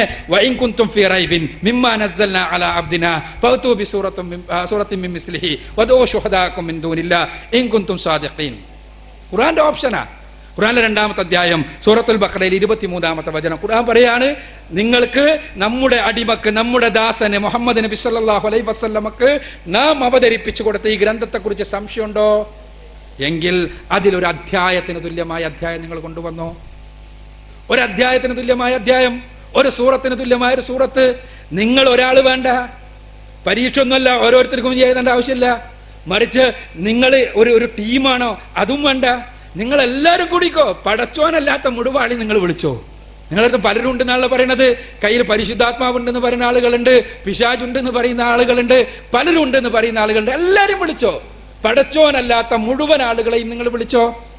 ഒരധ്യായം ഖുർആനിലെ ചെറിയ അധ്യായങ്ങളുടെ ഏറ്റവും ചെറിയ അധ്യായം ഇന്നാ അഅ്തൈനാകൽ കൗസർ ഫസല്ലി ലിറബ്ബിക വൻഹർ ഇന്ന ശാനിഅക ഹുവൽ അബ്തർ. അധ്യായം കഴിഞ്ഞു, ഇത്രേ ഉള്ളൂ. ഇതിന് തുല്യമായ ഒരു അധ്യായം കൊണ്ടുവരാനാ ഖുർആന്റെ വെല്ലുവിളി. അപ്പോ നമ്മൾ ആളുകൾ പറയും അത് അറബിയിലല്ല, ഞങ്ങൾക്കതറിയില്ല. ശരി, അറബി അല്ലാത്ത ആളുകൾക്കാണോ? അഫലാ യതദബ്ബറൂനൽ ഖുർആന വലൗ കാന മിൻ ഇൻദി ഗൈരില്ലാഹ് ലവജദൂ ഫീഹി ഇഖ്തിലാഫൻ കസീറാ. ഖുർആനിലെ 4-ാമത്തെ അധ്യായം സൂറത്തുൻ നിസായിലെ 82-ാമത്തെ വചനം ഖുർആൻ പറയാണ്, അവർ ഖുർആനെ കുറിച്ച് ചിന്തിക്കുന്നില്ലേ, അതെങ്ങാനും ദൈവികമല്ലായിരുന്നുവെങ്കിൽ, അള്ളാഹുവിന്റെ പക്കൽ നിന്നുള്ളതല്ലായിരുന്നുവെങ്കിൽ അവർക്കതിൽ ധാരാളം വൈരുദ്ധ്യങ്ങൾ കാണാൻ കഴിയുമായിരുന്നു, ധാരാളം അബദ്ധങ്ങൾ കാണാൻ കഴിയുമായിരുന്നു. ഖുർആനിൽ 14 നൂറ്റാണ്ടുകൾക്ക് മുമ്പ് അവതരിപ്പിക്കപ്പെട്ട ഖുർആനിൽ ഒരബദ്ധം, ഒരു വൈരുദ്ധ്യം കാണിച്ചു തരാൻ പറ്റുമോ? ഒരബദ്ധം. ഖുർആൻ ആകാശത്തെക്കുറിച്ച് പറയുന്നുണ്ട്, ഭൂമിയെക്കുറിച്ച് പറയുന്നുണ്ട്, സമുദ്രങ്ങളെക്കുറിച്ച് പറയുന്നുണ്ട്, കാറ്റിനെക്കുറിച്ച് പറയുന്നുണ്ട്, ഗർഭാശയത്തെക്കുറിച്ച് പറയുന്നുണ്ട്, ഗർഭാശയത്തിലെ കുഞ്ഞിന്റെ പരിണാമത്തെക്കുറിച്ച് പറയുന്നത്, പല പല വിഷയങ്ങൾ. അതിനിടയ്ക്ക് ഒരു അബദ്ധം, ഒരു സൂക്ഷ്മമായ അബദ്ധം. കൃത്യമായി സയൻസ് കണ്ടുപിടിച്ച, ചരിത്രം മനസ്സിലാക്കിയ, ഖഗോളശാസ്ത്രം മനസ്സിലാക്കിയ, ഉത്ഖനനങ്ങളിലൂടെ പഠിച്ച് നമ്മൾ പുറത്തു കൊണ്ടുവന്ന ഏതെങ്കിലും ഒരു കാര്യത്തിന് എതിരെ പരിശുദ്ധ ഖുർആനില് ഇന്ന പരാമർശം ഇതാ ഇന്ന കാര്യത്തിനെതിരാണ് എന്ന് പറയാൻ ഞാൻ കഴിഞ്ഞ 1/4 നൂറ്റാണ്ടായി കേരളത്തിലെ വ്യത്യസ്തങ്ങളായ വേദികളിൽ നടന്നിട്ട് ഇത് വെല്ലുവിളിച്ചുകൊണ്ടേയിരിക്കുക. ഇത് വെല്ലുവിളിച്ചുകൊണ്ടേയിരിക്കുന്നു. വെല്ലുവിളിക്കാൻ്റെ ധൈര്യം എന്താ? പരിശുദ്ധ ഖുർആനിൽ പറയുന്നതാ. ഒരെണ്ണം വസ്തുനിഷ്ഠമായി പരിശുദ്ധ ഖുർആനിൽ ഇന്ന അബദ്ധമുണ്ട് എന്ന് ഭൗതികവാദികൾ പല സ്ഥലത്തും വെച്ച് പറയാറുണ്ട്. മിഷനറിമാർ ഒറ്റക്ക് കിട്ടുമ്പോഴെല്ലാം പറയാറുണ്ട്, പലതും എഴുതാറുണ്ട്. പക്ഷേ ഞാനിതാ ചോദിക്കുന്നു, വസ്തുനിഷ്ഠമായി പരിശുദ്ധ ഖുർആനിൽ ഇന്ന അബദ്ധമുണ്ട് എന്ന്, ഇന്ന വൈരുദ്ധ്യമുണ്ട് എന്ന് സ്ഥാപിക്കാൻ ആർക്കെങ്കിലും കഴിയുമോ? കൊണ്ടുവരിക. വൈരുദ്ധ്യം നമുക്ക് പരിശോധിക്കാം. വൈരുദ്ധ്യങ്ങൾ ആരോപിക്കപ്പെട്ടിട്ടില്ല എന്ന് ഞാൻ പറയുന്നില്ല. വൈരുദ്ധ്യങ്ങളും അബദ്ധങ്ങളും എല്ലാം ആരോപിക്കപ്പെട്ടിട്ടുണ്ട്. പക്ഷേ വസ്തുനിഷ്ഠമായി, അതിനാണ് ഇത്തരം തുറന്ന വേദികൾ, നിങ്ങൾക്ക് അവതരിപ്പിക്കാം. അപ്പോൾ ഖുർആൻ വെറുതെ പറയല്ല, മറിച്ചത് സ്ഥാപിക്കുകയും ചെയ്യുന്നു. ബൈബിളിൽ എവിടെയും ഇത് ദൈവികമാണ്, സൃഷ്ടാവിൽ നിന്ന് അവതരിപ്പിക്കപ്പെട്ടതാണ് എന്നൊരു പരാമർശം കാണാൻ കഴിയില്ല. ഒന്ന്. രണ്ടാമത്തേത് ദൈവത്തെക്കുറിച്ചാണ്. അള്ളാഹു എന്ന് പരിശുദ്ധ ഖുർആൻ പറഞ്ഞിട്ടുള്ള ജലാലിയായ പേരാണ് പടച്ചവന്റെ. അള്ളാഹു എന്ന സൃഷ്ടാവിന്റെ അറബിയിൽ പറയുന്ന പേരാണ്, പൂർണ്ണമായും പരിശുദ്ധമായ പേരാണ് അള്ളാഹു എന്ന പേര്. സൃഷ്ടാവ് മാത്രമാണ് ആരാധ്യൻ എന്നുള്ളതാണ് ഖുർആന്റെ സന്ദേശം, ജനങ്ങളോട് പറയാനുള്ള സന്ദേശം. ആ സൃഷ്ടാവാണോ ക്രിസ്തു? ആരാധ്യനാണോ ക്രിസ്തു? ക്രിസ്തു എന്ത് പറഞ്ഞു? ക്രിസ്തു പറഞ്ഞ എന്താ? ഏകസത്യദൈവമായ നിന്നെയും നീ അയച്ചിരിക്കുന്ന ക്രിസ്തുവിനെയും അറിയുന്നതാണ് നിത്യജീവൻ. യോഹന്നാന്റെ സുവിശേഷം 17-ാം അധ്യായത്തിൽ 3-ാമത്തെ വചനം. എന്താ അർത്ഥം? ഏകസത്യദൈവം നീ അയച്ചിരിക്കുന്ന യേശു ക്രിസ്തു. അയച്ചവനാര്? നീയാണ്. അയക്കപ്പെട്ടവനാരാണ്? ക്രിസ്തുവാണ്. രണ്ടാളും ഒന്നാകുമോ? അത് രണ്ടുപേരെയും രണ്ടായി അറിയലാണ് നിത്യജീവൻ എന്ന് ക്രിസ്തു. പക്ഷേ സഹോദരങ്ങൾ ചിലപ്പോൾ ഇവിടെ വന്നിട്ട് പറയുന്നു, രണ്ടുപേരെയും ഒന്നായി അറിഞ്ഞാലേ നിത്യജീവൻ കിട്ടും. ഞങ്ങൾ ക്രിസ്തുവിന്റെ പക്ഷത്ത് ക്രിസ്തു പഠിപ്പിച്ച നിത്യജീവൻ ആർക്ക് എന്ന് പരിശോധിക്കുക. ഇനി ക്രിസ്തു പറഞ്ഞ എന്താ? അവനെ മാത്രം ആരാധിക്കണം. നേരത്തെ സൂചിപ്പിച്ചല്ലോ, അവനെ മാത്രം ആരാധിക്കണം. ക്രിസ്തുവിന് പ്രയാസം ഉണ്ടായല്ലോ. ക്രിസ്തുവിന് പ്രയാസം ഉണ്ടായില്ലേ? ക്രിസ്തുവിന് ഒറ്റുകൊടുക്കാൻ വേണ്ടി പിലാത്തോസിന്റെ പടയാളികൾ പിടിച്ചു കൊണ്ടുപോകാൻ വേണ്ടി നടക്കുന്നു. ഒറ്റുകൊടുക്കാൻ വേണ്ടി യേശുവിന്റെ ശിഷ്യൻ സന്നദ്ധമായിരിക്കുന്നു. ഇതെല്ലാം ദിവ്യബോധനം വഴി ക്രിസ്തു അറിയുന്നു. ഈ സന്ദർഭത്തിൽ ക്രിസ്തു ചെയ്യുന്നത് എന്താ?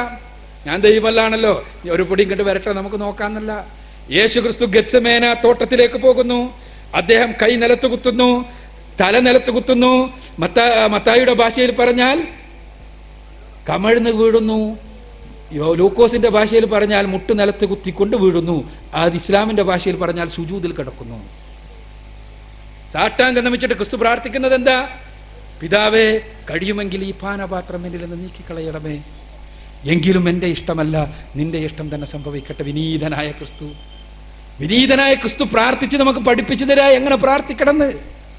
എന്നിട്ട് ലൂക്കോസ് പറയട്ടെ, ലൂക്കോസിന്റെ സുവിശേഷം 22-ാമത്തെ അധ്യായം 44-ാമത്തെ വചനം. ലൂക്കോസ് പറയാണ്, ക്രിസ്തു കരഞ്ഞിട്ട് ക്രിസ്തുവിന്റെ വേദനയാൽ വിയർപ്പുതുള്ളികൾ രക്തത്തുള്ളികളെ പോലെയായി കരഞ്ഞ് പ്രയാസത്തോടുകൂടി താൻ അനുഭവിക്കാൻ പോകുന്ന, തനിക്ക് നേരിടാൻ സാധ്യതയുള്ള ഈ ക്രൂശീകരണത്തിൽ നിന്ന് രക്ഷപ്പെടുത്താൻ ഈ പാനപാത്രം എന്നിൽ നിന്ന് നീക്കം ചെയ്യണമേ എന്ന് പൊട്ടിക്കരഞ്ഞ് ക്രിസ്തു പ്രാർത്ഥിക്കുകയാണ്.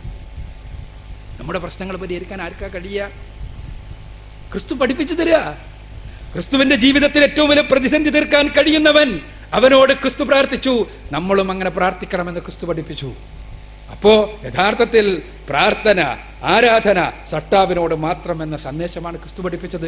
ഖുർആനും ആ സന്ദേശത്തിലേക്ക് ജനങ്ങളെ ക്ഷണിക്കുന്നു. ഖുർആൻ വ്യത്യസ്ത ആയത്തുകളിൽ പറയുന്നു, ക്രിസ്തു പറയുന്നതായി, ഇന്നല്ലാഹ റബ്ബി വ റബ്ബുക്കും ഫഅബ്ദു, എന്റെയും നിങ്ങളുടെയും രക്ഷിതാവാകുന്നു അള്ളാഹു, അവനെ ആരാധിക്കുക എന്നാണ് ക്രിസ്തു പറഞ്ഞത് എന്ന് ഖുർആൻ ആവർത്തിച്ച് സമൂഹത്തെ തെര്യപ്പെടുത്തുന്നു.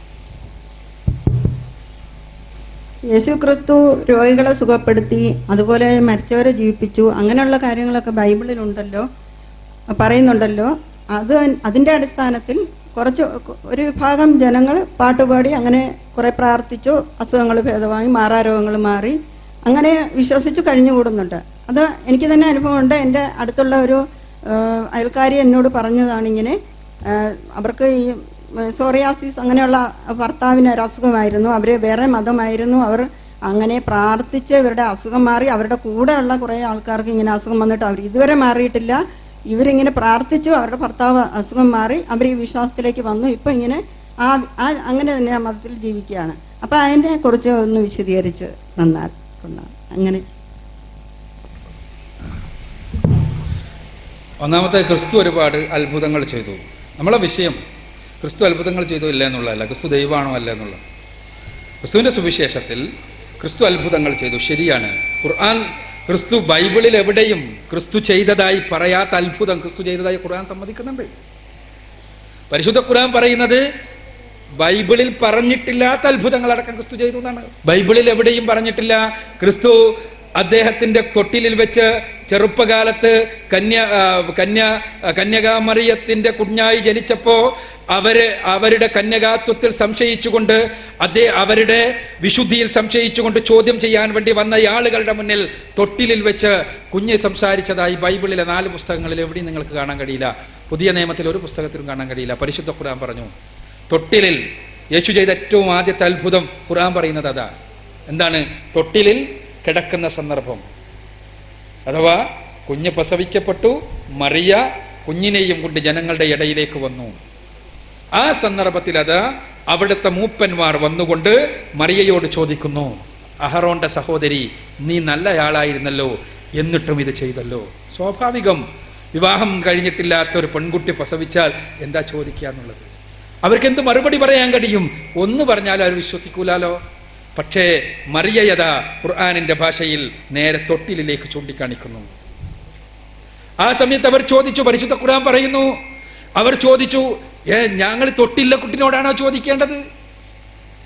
അവരുടെ ചോദ്യത്തിന് മറുപടി പറഞ്ഞത് പരിശുദ്ധ ഖുർആന്റെ ഭാഷയിൽ ഈ തൊട്ടിലിൽ കിടന്ന ക്രിസ്തുവാണ്, തൊട്ടിലിൽ കിടന്ന ആ കൊച്ചു ക്രിസ്തുവാണ്. യേശു പറഞ്ഞു, യേശു തൊട്ടിൽ വെച്ച് സംസാരിച്ചു. പരിശുദ്ധ ഖുർആൻ പറയാണ്, ഖുർആനിലെ 19-ാമത്തെ അധ്യായം സൂറത്ത് മറിയത്തിൽ ആ കാര്യം വിശദീകരിച്ച് പറയുന്നു. ഖാല ഇന്നി അബ്ദുല്ലാഹി ആതാനിയൽ കിതാബ വജഅൽനി നബിയ്യ എന്ന് തുടങ്ങുന്ന വചനങ്ങൾ. അവിടെ നിന്ന് തൊട്ടിലിൽ വെച്ച് ക്രിസ്തു സംസാരിച്ചു. ഒന്നാമത്തെ അത്ഭുതം. വീണ്ടും ക്രിസ്തുവിന്റെ അത്ഭുതം, പരിശുദ്ധ ഖുർആൻ പറയുന്ന ബൈബിളിൽ പറഞ്ഞിട്ടില്ലാത്ത അത്ഭുതം. യേശു ക്രിസ്തു കളിമണ്ണുകൊണ്ട് കിളികളുടെ രൂപമുണ്ടാക്കി അതിൽ ഊതിയപ്പോൾ ആ കിളികൾ ജീവനുണ്ടായി പറന്നുപോയി. യേശു ക്രിസ്തു ചെയ്തതായി ഖുർആൻ പറയുന്ന ബൈബിളിൽ എവിടെയില്ലാത്ത കാര്യം. വീടുകൾക്കകത്ത് അവർ ഒളിപ്പിച്ചു വെച്ച വസ്തുക്കൾ, അതിനെക്കുറിച്ച് യേശു വിവരം കൊടുത്തു. എന്നാൽ ബൈബിളിൽ പറയുന്ന ചില അത്ഭുതങ്ങൾ ഖുർആൻ അംഗീകരിക്കണില്ല കേട്ടോ. അത്ഭുതം പറയുമ്പോൾ അതുകൂടി പറയേണ്ടതുണ്ട് എന്ന് എനിക്ക് തോന്നുന്നു. എന്താണെന്ന് വെച്ചാൽ, യേശു ബൈബിളിൽ പറയുന്ന ഒന്നാമത്തെ അത്ഭുതം കാനായിലെ കല്യാണ വിരുന്നിൽ വെച്ച് ക്രിസ്തു മദ്യമുണ്ടാക്കി, വീഞ്ഞുണ്ടാക്കി ആളുകൾക്ക് കൊടുത്തു, അവർക്കെല്ലാം ലഹരി ബാധിച്ചു എന്നാണ്. യഥാർത്ഥത്തിൽ ഖുർആൻ അത് അംഗീകരിക്കണില്ല. ഖുർആന്റെ ഭാഷയിൽ അത്തരമൊരു പ്രവർത്തനം ക്രിസ്തു ചെയ്യില്ല എന്ന് തന്നെയാണ്. ഞാനത് വിശദീകരിക്കുന്നില്ല, ചോദ്യം അതല്ലല്ലോ. അവിടെ ഇതല്ല, ഈ അത്ഭുതങ്ങളെല്ലാം പരിശുദ്ധ ഖുർആൻ സമ്മതിക്കുമ്പോൾ, പക്ഷേ ആ അത്ഭുതങ്ങളെല്ലാം ചെയ്തത് ദൈവം തമ്പുരാന്റെ നിർദ്ദേശപ്രകാരം, ദൈവം തമ്പുരാൻ പഠിപ്പിച്ചത് പ്രകാരമാണ് എന്ന് പരിശുദ്ധ ഖുർആൻ വ്യക്തമാക്കുന്നു. ഖുർആൻ 5-ാമത്തെ അധ്യായം സൂറത്തുൽ മാഇദയിലെ 43-ാമത്തെ വചനം എടുത്ത് പരിശോധിക്കുക. അത് ബിഇദ്നിഹി, അള്ളാഹുവിന്റെ നിർദ്ദേശപ്രകാരം, അള്ളാഹുവിന്റെ അനുമതിയോട് കൂടിയാണ് ഇത് ചെയ്തത്. ഖുർആൻ മാത്രമല്ല, ബൈബിളും പറയുന്നതാണ്. ബൈബിളും പറയുന്നു, യോഹന്നാന്റെ സുവിശേഷം 5-ാം അധ്യായം 38-ാമത്തെ വചനം യേശു പറയാണ്, അത്ഭുതങ്ങൾ ഞാനൊന്നും സ്വയമായി ചെയ്യുന്നില്ല, മറിച്ച് പിതാവ് ചെയ്തു കാണിക്കുന്നതല്ലാതെ പുത്രന് ഒന്നും തന്നെ ചെയ്യാൻ കഴിയില്ല. പിതാവ് ചെയ്തു കാണിക്കുന്നതല്ലാതെ പുത്രന് യാതൊന്നും ചെയ്യാൻ കഴിയില്ല. അപ്പൊ യേശു അത്ഭുതങ്ങൾ ചെയ്തു. അതെന്തിനാ? യേശു പ്രവാചകനാണ്, ദൈവദൂതനാണ് എന്ന് ജനങ്ങളെ ബോധ്യപ്പെടുത്താൻ. അത് യേശു മാത്രം ചെയ്തതാണോ? അല്ലല്ലോ. ബൈബിൾ പഴയ നിയമം എടുക്കുക. മോശെ പ്രവാചകൻ വടി നിലത്തിട്ട് സർപ്പമാക്കിയില്ലേ? മോശെ പ്രവാചകൻ ഒരുപാട് അത്ഭുതങ്ങൾ ചെയ്തില്ലേ? അപ്പൊ പറയും, മരിച്ചവരെ ഉയർത്തെഴുന്നേൽപ്പിച്ച ക്രിസ്തു മാത്രമാണല്ലോ. ആ മരിച്ചവരെ ഉയർത്തെഴുന്നേൽപ്പിച്ച ക്രിസ്തു മാത്രമല്ല, രാജാക്കന്മാരുടെ 2-ാമത്തെ പുസ്തകം എടുത്ത് പരിശോധിക്കുക. ഏലീശ പ്രവാചകൻ മരിച്ചവരെ ഉയർത്തെഴുന്നേൽപ്പിച്ചില്ലേ? രാജാക്കന്മാരുടെ 1-ാമത്തെ പുസ്തകം എടുത്ത് നോക്കുക. ഏലിയ പ്രവാചകൻ മരിച്ചവരെ ഉയർത്തെഴുന്നേൽപ്പിച്ചില്ലേ? യെഹെസ്കേൽ പ്രവാചകൻ മരിച്ച് എല്ലായി കഴിഞ്ഞതിന് ശേഷം ആളുകളെ ഉയർത്തെഴുന്നേൽപ്പിച്ചതായി യെഹെസ്കേലിന്റെ പുസ്തകം വായിച്ചാൽ മനസ്സിലാവുമല്ലോ. അപ്പൊ അതുകൊണ്ട് അവരെല്ലാം ദൈവങ്ങളാണെങ്കിലോ, ബൈബിൾ പഴയ നിയമം നിറച്ചും ദൈവമായിരിക്കും. പിന്നെ പഴയ നിയമത്തിൽ മുഴുവനും ദൈവങ്ങളായി മാറും. അത്ഭുതം ചെയ്യുന്നു എന്നുള്ള ഒരാൾ ദൈവമാക്കില്ല. അത് മനസ്സിലാക്കുക. അദ്ദേഹം അതിലൂടെ അവകാശപ്പെട്ടത് എന്താ? ഞാൻ പ്രവാചകനാണ്, ദൈവത്താൽ നിയോഗിക്കപ്പെട്ടവനാണ് എന്ന് ജനം മനസ്സിലാക്കുന്നതിന് യോഹന്നാന്റെ സുവിശേഷം 5-ാം അധ്യായം 22 മുതൽക്കുള്ള വചനങ്ങളൊന്ന് വായിച്ചു നോക്ക്. യേശു അത്ഭുതം പ്രവർത്തിച്ചത് എന്തിന് എന്ന് മനസ്സിലാകുമപ്പോ അദ്ദേഹം പറയുന്നു, ഞാൻ ദൈവത്താൽ പിതാവിനാൽ നിയോഗിക്കപ്പെട്ടവനാണ് എന്ന് ജനം മനസ്സിലാക്കേണ്ടതിന് തന്നെ ഞാൻ അത്ഭുതം ചെയ്യുന്നത്. നിയോഗിക്കപ്പെട്ടവനാണെന്ന് മനസ്സിലാക്കേണ്ടതിന്, ഞാൻ ദൈവം തന്നെയാണ് എന്ന് മനസ്സിലാക്കേണ്ടതിന് എന്ന് ക്രിസ്തു പറഞ്ഞില്ല.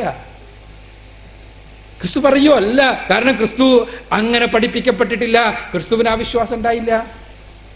ഇനി ഇവിടെ എല്ലാ ക്രൈസ്തവ മിഷനറിമാരും പറയാറുള്ള ഒരു കാര്യമാണ്, പലപ്പോഴും സഹോദരന്മാർ ടെലിവിഷനെല്ലാം തുറന്നാൽ പല ടൈപ്പ് ആളുകൾ, ഇവിടെ തിരുവല്ലയിൽ തന്നെ അതിൻ്റെ ഒരു ലോകം കൂടിയാണ് എന്നാണ് ഞാൻ മനസ്സിലാക്കുന്നത്. എന്ത് രോഗശാന്തി ശുശ്രൂഷ, രോഗശാന്തി, അതിന് ടെലിവിഷൻ, അതിന് മീഡിയ, അതിന് ചാനൽ, അതിനു വേണ്ടി പണം, അത് ഇങ്ങനെ നടന്നു പോവുകയാണ്. രോഗശാന്തി ഇവിടെ ആകെ ഒരു ആശുപത്രി ആവശ്യമില്ലാത്ത വിധം രോഗശാന്തി ശുശ്രൂഷകളാണ്. പിന്നെ ആശുപത്രി എല്ലാം പൂട്ടേണ്ടി വരും. ഇപ്പറഞ്ഞ രൂപത്തിൽ ആണെങ്കിൽ ആശുപത്രി എല്ലാം പൂട്ടേണ്ടി വരും. യഥാർത്ഥത്തിൽ എന്താണ് ഈ രോഗശാന്തി ശുശ്രൂഷ? അത് ശരിയോ തെറ്റോ അതിന്റെ പരിശോധന അത് ഞാനിപ്പോൾ ഇവിടെ നിർവഹിക്കണില്ല. പക്ഷേ എനിക്ക് ചോദിക്കാനുള്ളത്, ഒരു അത്ഭുതം സംഭവിക്കുന്നു എന്നത് ഒരു കാര്യം സത്യമാണ് എന്നതിന് തെളിവാകുമോ എന്നാണ്. മിഷനറിമാരോടാണ് ചോദ്യം. അത്ഭുതം സംഭവിച്ചു എന്നത് ഒരു കാര്യം സത്യമാണ് എന്നതിന് തെളിവാണെങ്കിൽ സത്യസായി ബാബ ദൈവത്തിന്റെ അവതാരമാണ് എന്ന് മിഷനറിമാർ സമ്മതിക്കേണ്ടി വരും. സായിബാബയിലൂടെ ഉണ്ടായ അത്ഭുതങ്ങളെ കുറിച്ച് ഗ്രന്ഥങ്ങൾ എത്ര എഴുതപ്പെട്ടിട്ടുണ്ട്, എത്ര സാക്ഷികളാണുള്ളത്. മാതാ അമൃതാനന്ദമയി ദൈവമാണെന്ന് അംഗീകരിക്കേണ്ടി വരും. അമൃതാനന്ദമയിലൂടെ ഉണ്ടാകുന്ന അത്ഭുതങ്ങളെ കുറിച്ച് എത്ര രോഗം സുഖപ്പെടുന്നതിനെ കുറിച്ച് ആളുകൾക്ക് എന്തൊക്കെ പറയാനുണ്ട്. അത്ഭുതങ്ങൾ സംഭവിക്കുന്നു എന്നത് ഒരാൾ ദൈവമാണ് എന്ന വാദത്തിന് ഉപോത്ബലകമാണ് എന്ന് വാദിക്കുന്ന ആളുകളോട് നമുക്ക് പറയാനുള്ളത്, ബൈബിളൊന്ന് മറച്ചു നോക്കാനാണ്. മത്തായിയുടെ സുവിശേഷം ഒന്ന് തുറക്കുക, 24-ാമത്തെ അധ്യായം എടുക്കുക, എന്നിട്ട് 24-ാമത്തെ വചനം ഒന്ന് വായിക്കുക. എന്താ 24-ാമത്തെ വചനം പറയുന്നത്? അന്നാളിൽ ഒരുപാട് ആളുകൾ, കള്ളക്രിസ്തുമാരും കള്ളപ്രവാചകന്മാരും ഉയർത്തെഴുന്നേറ്റ് ഒരുപാട് അത്ഭുതങ്ങൾ ചെയ്യും. അവർ സർപ്പങ്ങളെ കയ്യിലെടുക്കും, അവർ വീര്യപ്രവർത്തികൾ ചെയ്യും, അവർ രോഗശാന്തി ശുശ്രൂഷ ചെയ്യും, രോഗികളുടെ കാലിൽ കൈവച്ച് രോഗം മാറ്റും. എന്നാൽ അറിയുക, അവർ കള്ളക്രിസ്തുമാരും കള്ളപ്രവാചകന്മാരുമാകുന്നു. കഴിഞ്ഞിട്ടില്ല. മത്തായിയുടെ സുവിശേഷം 7-ാം അധ്യായം 22-ാമത്തെ വചനം യേശു പറയാണ്, അന്നാളിൽ പലരും എന്നോട് വന്നുകൊണ്ട് പറയും, കർത്താവേ, ഞങ്ങൾ നിന്റെ നാമത്തിൽ അത്ഭുതങ്ങൾ ചെയ്തില്ലേ? ഞങ്ങൾ നിന്റെ നാമത്തിൽ രോഗികളെ സുഖപ്പെടുത്തിയില്ലേ? ഞങ്ങൾ നിന്റെ നാമത്തിൽ പിശാചിനെ പുറത്താക്കിയില്ലേ? ഞാൻ അവരോട് പറയും, ചെകുത്താന്മാരെ, എന്നെ വിട്ടുപോകൂ, ഞാൻ നിങ്ങളെ അറിഞ്ഞിട്ടേയില്ല. അത്ഭുതങ്ങളെ കുറിച്ച് ക്രിസ്തു പറഞ്ഞത് വിശ്വസിക്കണോ? ഞാൻ അത്ഭുതങ്ങൾ അത് ഒരു കാര്യം ശരിയും തെറ്റുമാണ് ആക്കാൻ തീരുമാനിക്കാൻ പറ്റുമെങ്കിൽ ലോകത്ത് എല്ലാവരും ശരിയും തെറ്റുമേ ഉണ്ടാകുള്ളൂ. എല്ലാവർക്കും അത് ബാധിക്കാൻ കഴിയും. പിന്നെ ഇങ്ങനെ സംഭവിക്കുന്ന അത്ഭുതങ്ങൾ, ആ അത്ഭുതങ്ങൾ എന്താണ്, എന്തുകൊണ്ടാണ്? അതെല്ലാം മനഃശാസ്ത്രപരമായി വേറെ പഠിക്കേണ്ട, അപഗ്രഥിക്കേണ്ട കാര്യം. ഞാൻ പറഞ്ഞല്ലോ, മനുഷ്യന്മാരുടെ അസുഖങ്ങളിൽ 80% സൈക്കോസൊമാറ്റിക്കാണ് എന്നാണ് പഠനങ്ങൾ വ്യക്തമാക്കുന്നത്. മാനസിക പ്രശ്നങ്ങളെ കൊണ്ടുള്ള അസുഖങ്ങളാണ്. അത് ചിലപ്പോൾ പ്രാർത്ഥനയിലൂടെ അത് ഒരു രോഗശാന്തി വന്നു എന്ന് തോന്നിപ്പിക്കുന്ന അവസ്ഥകൾ ഉണ്ടാകാം. അത് വേറെ വശമാണ്. ഞാൻ സൂചിപ്പിക്കുന്നത്, ഒരു കാര്യം ശരിയും തെറ്റും ആണ് എന്നതിന് തെളിവായി അത്ഭുതങ്ങളെ എടുക്കാൻ കഴിയുമോ? ഇനി ഈ അത്ഭുതങ്ങൾ മാത്രം പ്രസംഗിച്ച് ജീവിക്കുന്ന, അത്ഭുതങ്ങൾ കാണിക്കാൻ വേണ്ടി ടെലിവിഷന്റെ ചാനലുകൾ വാങ്ങുന്ന ആളുകളോട് ആളുകളുടെ മുകളിൽ അത്ഭുതം കാണിക്കാൻ നിങ്ങൾ മെനക്കെടാനല്ല ക്രിസ്തു നമ്മളോട് പറഞ്ഞിട്ടുള്ളത് എന്നാണ് എനിക്ക് പറയാൻ. മർക്കോസിന്റെ സുവിശേഷത്തിലെ 16-ാം അധ്യായം അതിൽ 17-18 വചനങ്ങളൊന്ന് വായിച്ചു നോക്കുക. യേശു പറയുന്നത് ഇങ്ങനെയാണ്: എന്നിൽ വിശ്വസിക്കുന്നവരോടൊപ്പം താഴെ അത്ഭുതങ്ങൾ ഉണ്ടാകും. അവർ അത്ഭുത പ്രവർത്തനങ്ങൾ ചെയ്യും. അവർ രോഗികളുടെ മേലെ കൈവച്ചാൽ രോഗം സുഖപ്പെടും. അവർ പാമ്പുകളെ, സർപ്പങ്ങളെ കയ്യിലെടുക്കും. അവർ പിശാചുക്കളെ പുറത്താക്കും. ചിലപ്പോൾ ഈ രോഗശാന്തി ശുശ്രൂഷക്കാരിൽ ഇവിടറ്റം പറയും. അതിനുശേഷം ഒരു 18-ാമത്തെ വചനം കൂടി ഉണ്ട്. 12-ാമത്തെ വചനം എന്താണെന്ന് വെച്ചാൽ, അവർ മരണകരമായ യാതൊന്നു കുടിച്ചാലും അവർക്കൊന്നും സംഭവിക്കില്ല. അവർ മരണകരമായ യാതൊന്നു കുടിച്ചാൽ അവർക്കൊന്നും സംഭവിക്കില്ല. ബാക്കിയുള്ളവരുടെ മുകളിൽ തലയിൽ കൈവച്ച് രോഗശാന്തി ശുശ്രൂഷ നടത്തി യേശുവിൻ്റെ ആളുകളാണ് ഞങ്ങളെന്ന് ആണയിടുന്ന ആളുകളോട് മറ്റുള്ളവരുടെ മേലെ അത്ഭുതം പ്രവർത്തിച്ച് അങ്ങനെ സംഭവിച്ചു എന്ന് വരുത്തി തീർക്കാൻ വലിയ പ്രയാസമൊന്നുമില്ല എന്ന് മനസ്സിലാക്കുകയും സ്വന്തമായി പരീക്ഷിക്കാൻ ക്രിസ്തു പറഞ്ഞ ഈ പരീക്ഷണത്തിന് സന്നദ്ധമാകുമോ എന്ന് ചോദിക്കുകയുമാണ് ഞാൻ ചെയ്യുന്നത്. എന്താണ്? മരണകരമായ യാതൊന്നു കുടിച്ചാൽ ഒന്നും സംഭവിക്കില്ല. ഒരുപാട് ചാനലുണ്ടല്ലോ. ആ ചാനലുകളിൽ ഒന്നിൽ പരസ്യമായി, അല്ലെങ്കിൽ തിരുവല്ലയിൽ ഒരു പരസ്യ സ്റ്റേജ് കെട്ടിയിട്ട് ഒരു മരണകരമായ എന്തെങ്കിലും ഒന്ന് കുടിച്ചിട്ട് ഈ രോഗശാന്തി ശുശ്രൂഷക്കാർ തങ്ങൾ യേശുവിൽ വിശ്വസിക്കുന്നു എന്ന് തെളിയിക്കാൻ സന്നദ്ധമാകണം എന്നാണ് എനിക്ക് അഭ്യർത്ഥിക്കാനുള്ളത്. ഈ പാവം വിശ്വാസികളെ തെറ്റിദ്ധരിപ്പിച്ച് അവരെ നിത്യജീവനിൽ നിന്ന് അകറ്റിക്കളഞ്ഞ് സ്വർഗലോകത്തിൽ നിന്ന് സ്രഷ്ടാവിനെ മാത്രം ആരാധിക്കുന്നവർക്ക് വേണ്ടി മാത്രം പടച്ചതമ്പുരാൻ തയ്യാറാക്കി വെച്ചിട്ടുള്ള സ്വർഗലോകത്തിന് അടർത്തി മാറ്റാൻ വേണ്ടി ശ്രമിക്കുന്ന ആളുകളോട് പറയാനുള്ളത് അത്ര മാത്രമാണ്. യഥാർത്ഥത്തിൽ രോഗശാന്തി എന്നത് ഒന്നുമല്ല. ശരിയും തെറ്റും തീരുമാനിക്കുന്നത് ക്രിസ്തു തന്നെ. മത്തായിയുടെ സുവിശേഷം 7-ാം അധ്യായം 22-ാമത്തെ വചനത്തിൽ ഞാൻ നേരത്തെ പറഞ്ഞ കാര്യം പറഞ്ഞതിന് ശേഷം യേശു പറയുന്നത്, എന്നാൽ വചനത്തിൽ ആണ് സത്യം സ്ഥാപിക്കപ്പെടേണ്ടത് എന്നാണ്. അഥവാ യഥാർത്ഥത്തിൽ ദൈവികമായ വെളിപാടുകൾ എവിടെ എന്നുള്ളതാണ് പരിശോധിക്കേണ്ടത്. അതിൻ്റെ അടിസ്ഥാനത്തിലാണ് ശരിയും തെറ്റും നിശ്ചയിക്കേണ്ടത് എന്ന് മനസ്സിലാക്കപ്പെടുന്നത്. നേരത്തെ എൻ്റെ സുഹൃത്ത് ചോദിച്ചു, മുഹമ്മദ് നബിയെക്കുറിച്ചുള്ള ഏറ്റവും പുരാതനമായ, എൻ്റെ പേര് ബാലസുബ്രഹ്മണ്യൻ, ഏറ്റവും പുരാതനമായ രേഖ ഏത് വർഷത്തിൽ എഴുതപ്പെട്ടതാണ്?